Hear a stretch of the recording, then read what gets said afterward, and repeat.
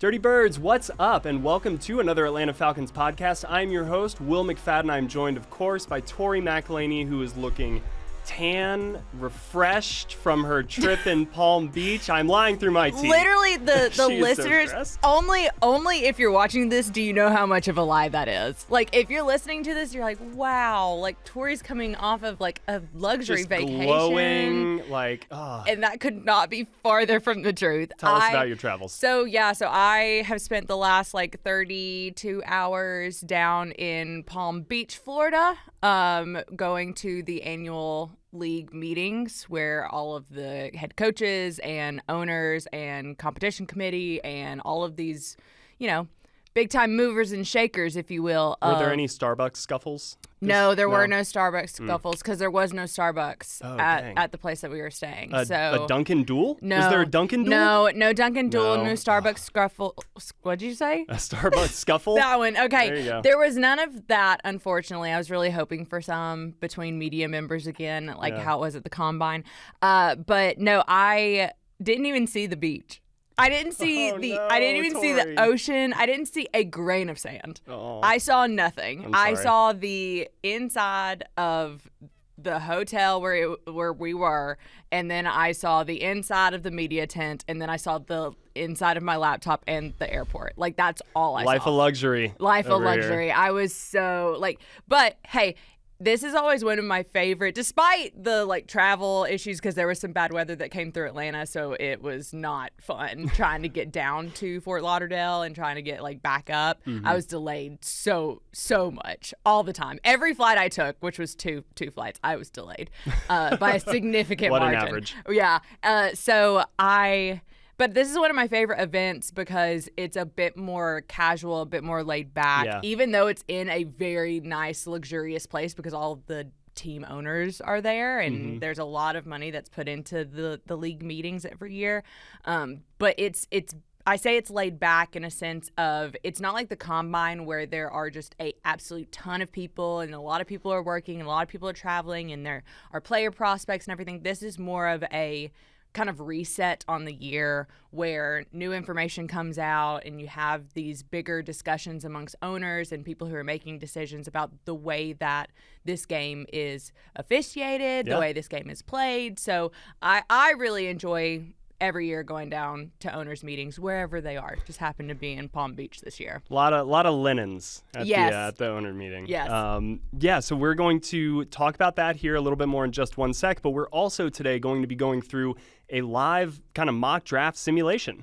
Tori and I are just going to put our heads together and go through each of the Falcons picks as they stand right now, all 5 of them, and just kind of say, all right, what are you thinking here? And we're going to look at the players on the table and really just go through some scenarios. So it's going to be fun. I'm really excited about this. So this is something that Will has been pitching for a little bit, and so I'm glad that we're finally sitting down to do it. I did it last year a couple of times, and it is fun. It's fun. It's just great conversation. So we're excited to share that with you. But quickly at the top, owners meeting. So Kirk Cousins, I think, was the big story coming out that you talked to Arthur Blank, you talked to Raheem Morris. What did they say?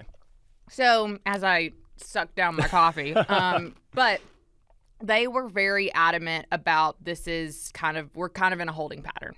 And I'm probably putting words in their mouth a little bit, but that was the gist of what I got from the conversations with both Raheem Morris and Arthur Blank was that, look, Kirk Cousins has had every conversation he needs to have with Raheem, Terry Fontenot, and Mr. Blank. He has expressed to them, hey, I understand the situation that we're all in. Both sides, both parties are in. The Falcons have a starting quarterback in Michael Penix. Kirk Cousins wants to be a starting quarterback in the league. Yep.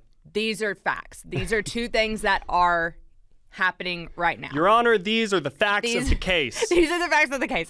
So that fundamentally is at odds with each other because Kirk wants to be a starting quarterback, but the Falcons already have a starting quarterback. So there's all this mechanics and the no trade clause and finding a trade partner and everything like that. So I felt like when we were talking to Arthur Blank, when we were talking to Raheem Morris about this, I felt very strongly that, and it was even, I believe it was Raheem Morris who was specifically asked about okay, where do you go from here? And do you understand why Kirk would want this? And he's like, of course I understand why Kirk would want this. Kirk is a very competitive guy. He's been a starting quarterback in this league for many a years. And this was the part this was the quote. If I'm pulling one quote for you to hear coming out of owners' meetings, it's this one where Raheem said, you want Kirk to go out and be the best version of himself.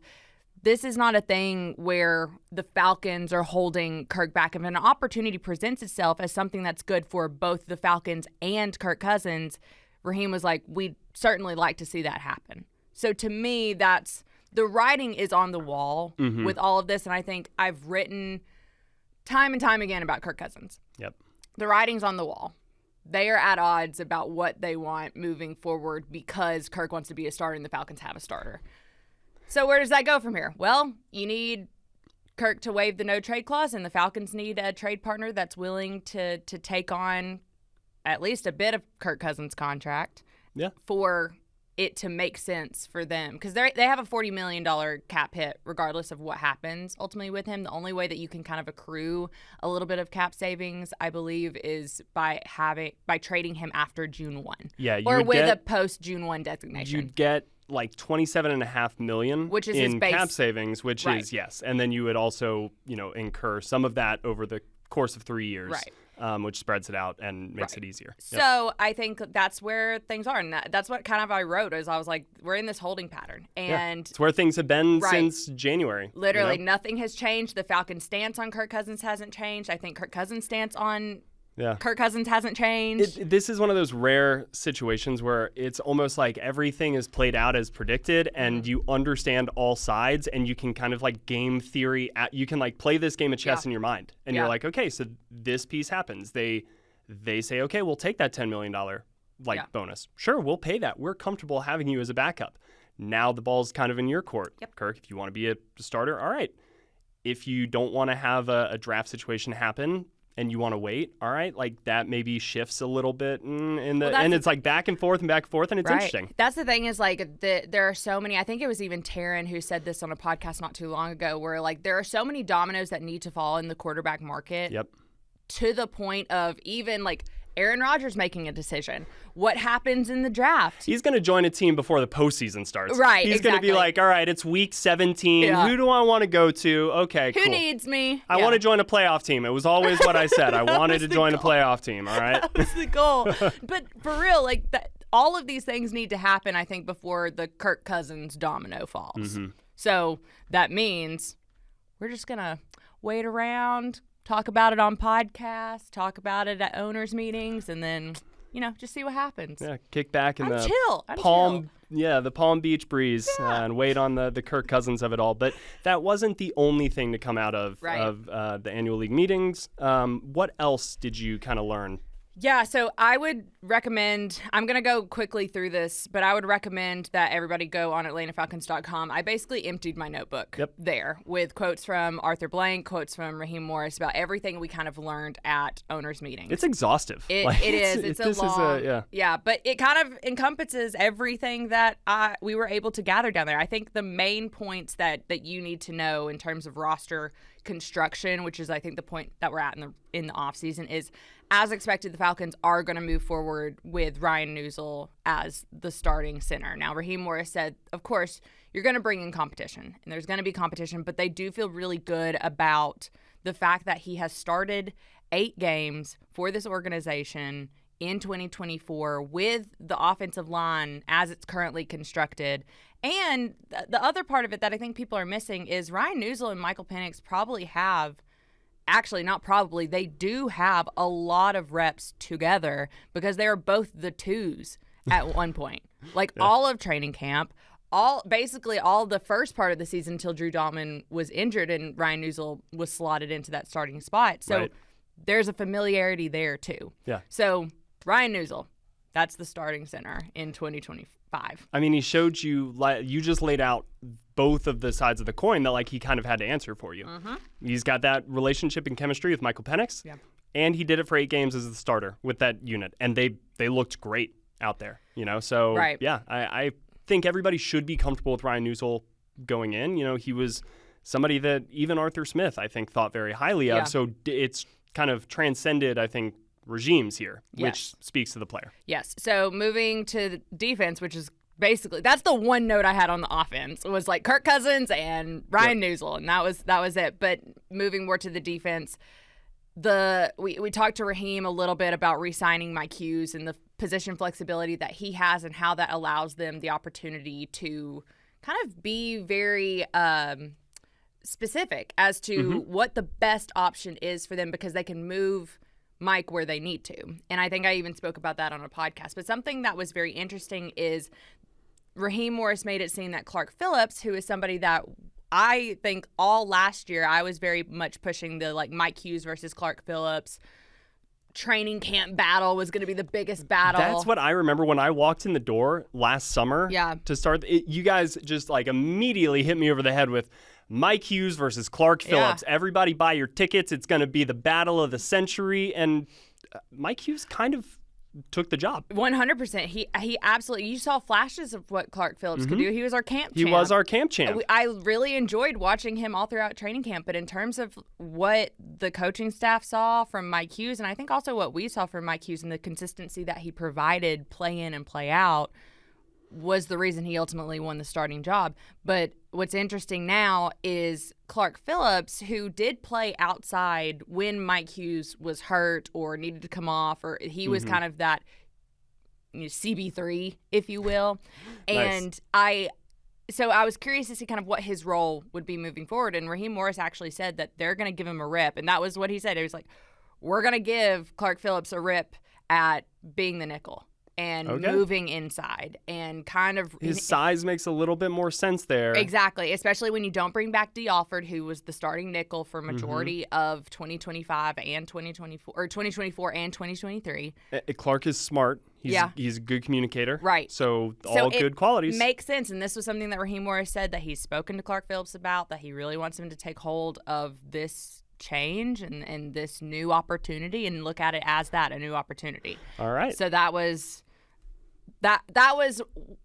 an interesting layer to, I think, what we're talking about that could affect things down the road. Because it could have just been a Mike Hughes conversation again. It could have. But no, we learned something new about the maybe vision for Clark Phillips. Right. And I think if I'm going with the third, kind of a third thing, is Raheem Morris seems to have a whole lot of confidence in the young core of this defensive line. I would hope so. And I'm talking about Braylon Trice or Guerrero, Brandon Dorless, and even beyond the defensive front, talking about DeMarco Helms, him coming back. I mean, Raheem said, he was like, some of those guys in the 2024 draft class specifically are really going to be helpful in us getting better, and then some of the things that we can do. And then he said, and then we're adding to the defense. And that was something Arthur Blank was like, obviously. It was so funny because Arthur Blank was a bit like, I mean, the emphasis is on defense in the draft. I think everyone knows that. Man,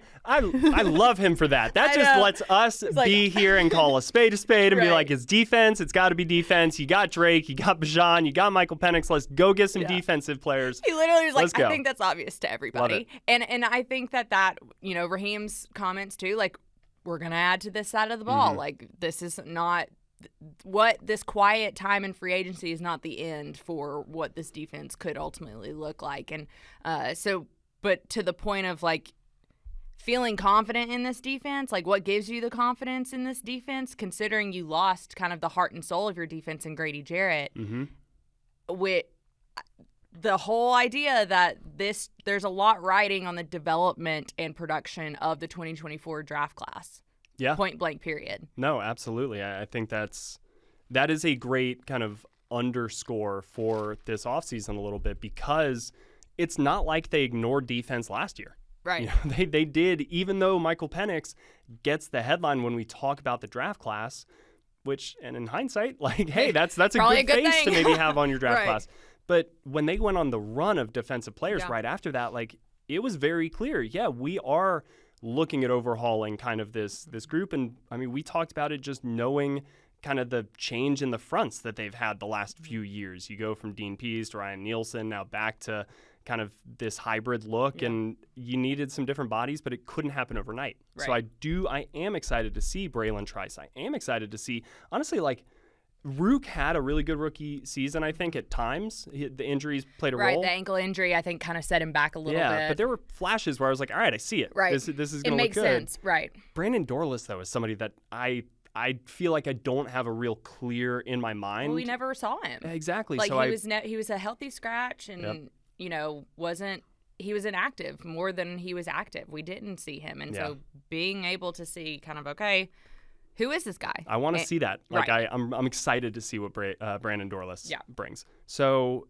anything else that you want to mention from meetings before we pivot to the mock drafts? Honestly, no. That's pretty much in terms of, again, there's a lot more within the story that you can go and read, but I'm kind of really excited to get to the mock draft as we're talking about drafting strategies and everything like that. I'm very excited. I almost feel like an evil villain. Like, haha. There you go. Very excited. While I get our kind of simulator up and running, I just want to ask you, you do mock drafts every week on AtlantaFalcons.com. Your fourth one went out last week. You'll have your fifth one coming up Thursday. Yep. And I just wanted, to kind of set the table with what goes through your mind as you're doing these exercises? Yeah, so I think first things first is I have a document on my laptop that has every single team, the order of the draft, their biggest needs, the key free agency moves that they made, what type of contracts have been doled out to specific players, and then also who I have drafted previously. Nice. Because I do this for every single team, and I also have kind of a list of like top 50 prospects, because majority of these, outside of maybe one or two, where I kind of go into the second round, majority of the mock drafts that I'm doing are the first round. Yeah. And so it's like top 50 prospects and who can kind of slot in. But a lot of what I do is researching other teams. I feel very confident in knowing exactly what the Falcons need and knowing exactly who the Falcons are and what type of architect they are looking at in the draft, particularly at number 15, or, if a trade presents itself.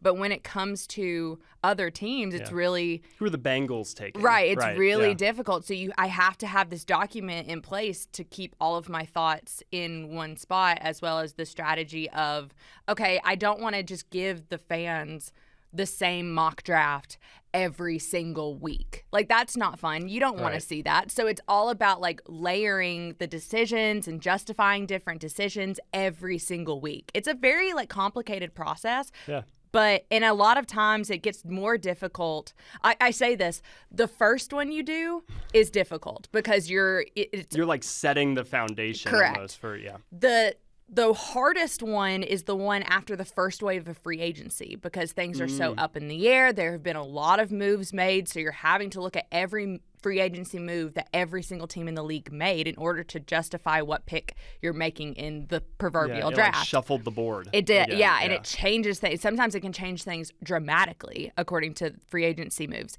And then the most difficult one after those two is the closer you get to the draft, because things get more specific. Things start coming out. There's way more smoke in the air. Way more smoke in the air. And I think a lot of times at that point, you've kind of run through, I do 8 of these. You've run through so many different simulations. You've run through so many different options and ways that this thing could fall, that by the end of it, you're just like, just get me to the dang draft so I can see how this actually plays out. But that's kind of what goes into it in my prep for this every single week. It's awesome hearing you say that, because it's a very similar process throughout the season with like power rankings. For me, is I've got them all in a big Excel sheet, and it's like I keep all my notes and I see where they were, and because you'll lose track of it, and it's so important to keep referring back and understanding and growing as you go. Right. So as we turn our attention to this exercise that we're about to do, what's your goal in all of this? Is it to have just kind of like the most fun mock draft possible, or is it to create maybe the most realistic version of what a draft with you and I as the GM would be. I think for me, it's like trying to be realistic here. Okay, like let's trying. do it. I know. That. I wish I could be more fun. Like no, I do wish I could be more fun. That's how I'm going into it as well. Right. Like I wish I could be more fun. But I do think this is an incredibly important draft for Terry Fontenot, for Raheem Morris, for the Falcons, and honestly, just everybody prepare. I'm going to take all defenders. Like, if I have the option, I'm only taking defensive guys. I'm just telling y'all that right now. All right. We could honestly be here all day doing this exercise, so I'm going to put us on a little bit of a limit here. We're going to be, about 3 to 4 minutes per pick. Okay. Right. So we're on the clock truly. Let's set some real quick settings, though. Do we want to? I'm going to up the randomness a little bit here. Do some big time randomness. Okay, big time randomness. Big time all right, we'll slide that over here. We're going to have teams draft for needs a little bit less than they have set, and let's go from here. So we'll enter the draft. The Titans are on the clock. We are starting the draft. And all of a sudden, wow, that was fast. Now the Falcons are on the clock at pick 15. Wow. The fastest draft in history. I mean, Trey Wingo can't even keep up. It's crazy. Rich Eisen is just like, whoo. I'm so excited. All right, so Jalen Walker went one pick before the Falcons. He went at pick 14. Jahad Campbell went pick 13. No. Shamar Stewart is off the board at pick 10. So we are looking. Yeah, tell me who the best edge rusher is. So the best edge rusher, according to PFF, is Mike Green. Okay. He's on the board. All right. We have James Pierce. We have Donovan Ezeraku. Yeah.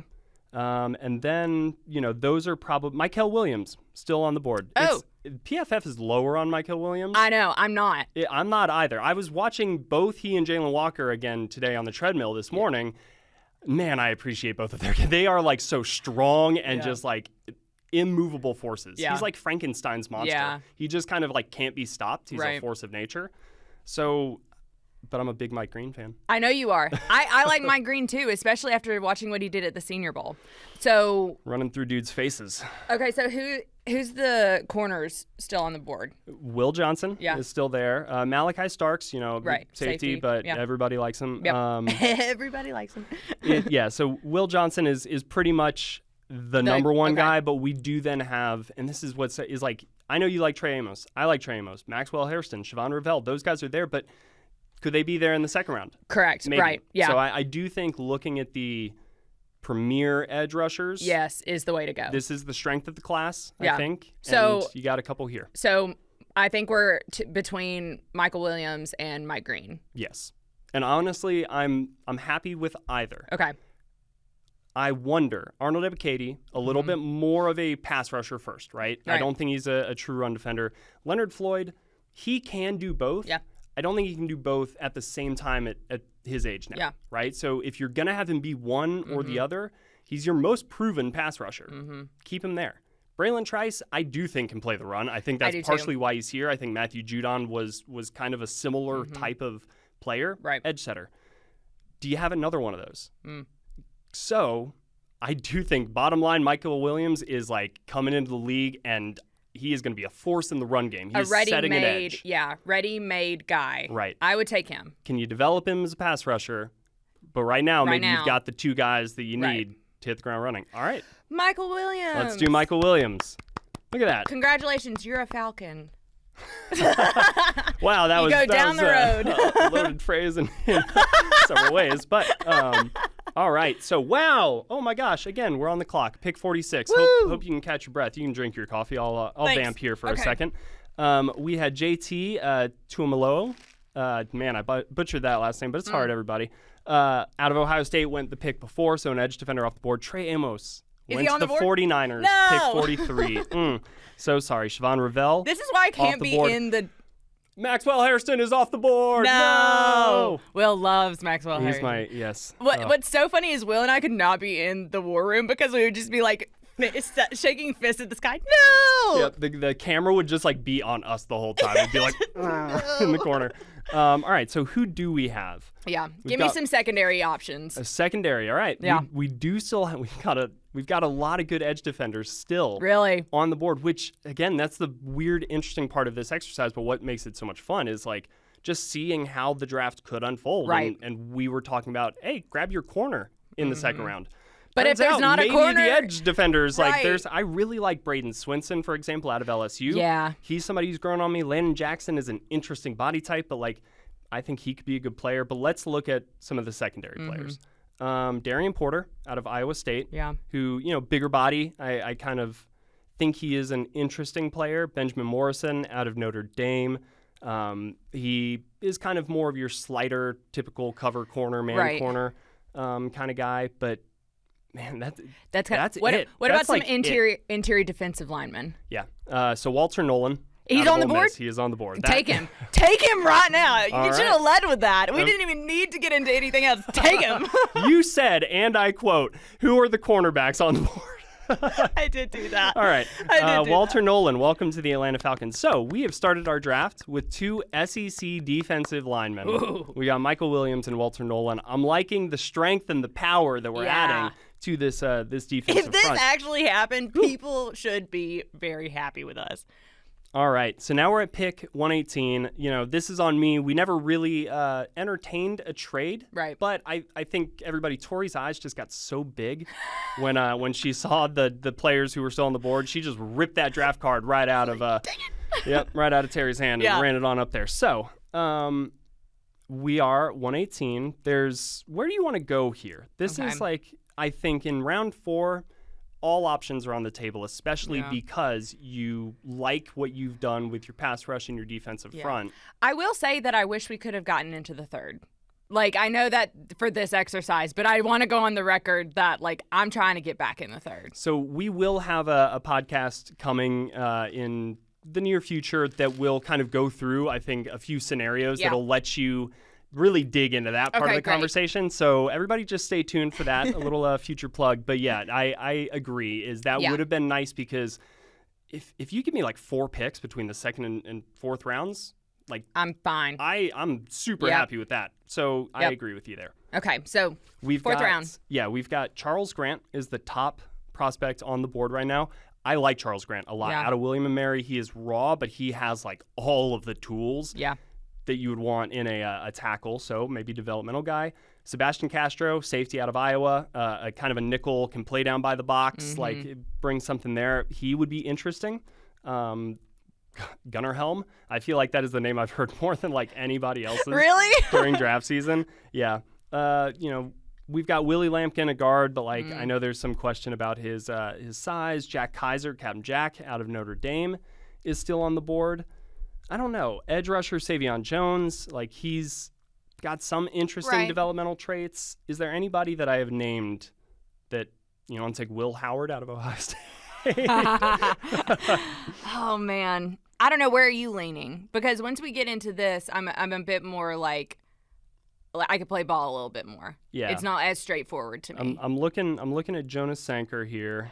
They don't really have much on him. The only reason I wanted to look at him is I don't know much about him. So I do really like Charles Grant, though. Yeah. And I have been behind the scenes quietly laying the groundwork of does it make sense to go offensive line in the 4th round? I do think that it never hurts to have somebody waiting in the wings to develop. Yeah. I know Jake Matthews did just sign an extension, but he is on the later stages of his career, even though his dad played forever. And, the question, too, is, can you cross-train him as well? Exactly. And I think that's the big thing is, can you cross-train him enough to where if anything happens to anybody, maybe outside of center, but anything happens to anybody on that line of scrimmage, can this guy be an interesting piece of depth as he develops? And I think the upside is really high. Yeah. Based on Let's take him. Let's take him. Cool. It's an interesting, given who's on the board here, there's nobody that jumps out. There's a couple of Kansas corners, but I wasn't super impressed with either of them with what I've seen. So Charles Grant, we went offense. Offense. Let's go. You talked me into it. I said 5 minutes ago I'm not taking any offensive players. Screaming in their cars. No! We just created a traffic jam on it. All right. So we are back on the clock. Round 7, 218. Honestly, I think I'm getting rid of these picks. First off, I'm telling this right now. I'm done. I don't want to be on the clock in the 7th round at all. I'm very much all right, let's go for since I'm not going to lie to anybody. I don't think you and I are really up to date on our 7th round pick. No, unfortunately. Guys, let's go with some fun names then. Oh. How about that? So let's Good luck. LeJontay Wester. Ooh. A wide receiver out of Colorado. Okay. Smail Munden. I do. Georgia, take him. Linebacker. All right. Yeah, we want to. He'd be a good special teams player. He's athletic. Right. Yeah. All right. Cool. Smail Munden. Man, our Georgia homerism. That's shining. the thing is I feel like I know them the best. I feel like I know the SEC the best. I've watched, exactly what type of caliber player is coming out of those programs, and you know the level of competition that they faced week in and week out. I also think that the Falcons have a history of taking Georgia and or SEC players in the later rounds of the draft. Yep. Because of that. I'm looking to see. Femi Oladeju is somebody who I have recently discovered. Love him. Out of UCLA, and he's a former linebacker, kind of turned edge. He only has 10 starts at edge this past season, but it's like his primary objective is just to get past the dude in front of him, which I'm like, it should be. So, yeah. But it's like he plays with that as his number one thought, and I love it. I'm like, he is just so focused on beating the guy in front of him that but I think he is off the board. I do think he's going to be like an early day 3 guy. Yeah. What about, we've got a Iowa tight end, Luke Lachey. We could do Hunter Waller, the safety out of Wisconsin. I kind of like the idea. Fentrell Cypress, the second. That's a name. That's a good I kind of name. like the idea of the Wisconsin safety. Okay, Hunter Waller. Yeah. All right. Yeah. Hunter or Dan Jackson. We could just double up the Georgia Bullet. All right, we'll do Wisconsin's version of Dan Jackson. We'll throw a bone. Hunter Waller, welcome to the Atlanta Falcons. You are the final pick. That is our full draft. Let's see what PFF gave us as a grade. They gave us an A-. Hey! They gave the Michael Williams pick a B, which I don't agree on with. you. I don't agree with that. PFF, come on. Trevor, we're going to have some words. Walter Nolan, an A+ pick in the second round. Good on us. Charles Grant, an A in the third round. There we go. And then Smail Monday, Hunter Waller, both B-. But I'll take it. Hey, I think we got a good, productive team. 4 defensive players. Yeah. 1 developmental, really high upside tackle. Yep. Again, go watch Charles Grant tape. It's pretty fun. How do you think we did? I think regrets? we did. Yeah, no, I feel no regrets. No regrets. No, I don't have any regrets. I was really, really happy that Walter Nolan was still on the board. Yeah. I don't think that's going to happen actually in the draft. We did put up the randomness a little bit. We did do that. Yeah, we did do that. But I don't think that he's going to be there. But hey, if he's there, I'm to your point. I am taking the card out of Terry's hand and I'm running it to the board. Awesome. High stepping it to the board. Well, thank you guys so much for joining us on this exercise. Yeah, this is fun. It was great. I love seeing everybody else's mock drafts and stuff, even though this isn't a call for everybody to just DM me your mock drafts. I don't love them that much, but it is an interesting exercise just to see, again, the positions, the people, or do they really want to trade? That's something that we'll talk about in future podcasts, but we're going to wrap this one up. Everybody, please go check out Tori's newest mock draft. It's up on AtlantaFalcons.com Thursday, so we'll have to see who you take. You've already taken Michael Williams, right? I have. I took him in the very first mock draft. I took Michael Williams. Ooh, it's kismet. Yeah. So that will do it for Tori McElhaney. I'm Will McFadden. Thank you guys so much for listening and watching, and we'll see you next time.